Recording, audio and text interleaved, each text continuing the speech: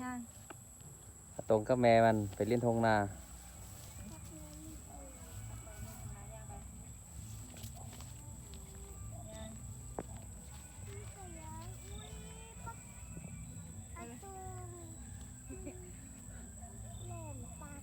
เหลี่ยมปัก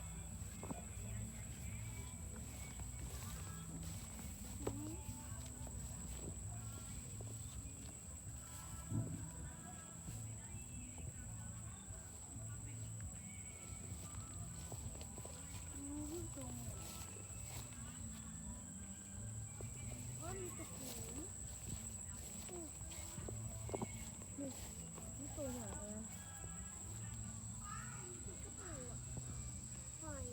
นี่หอยนี่หอย เดี๋ยวมาพี่ตรง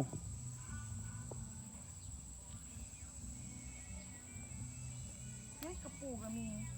นี่หอย กระปุกกับมี ได้หอยบ้างล่ะไปย่างไปเบิ่งอยู่พุ่น เขากำลังงาม เ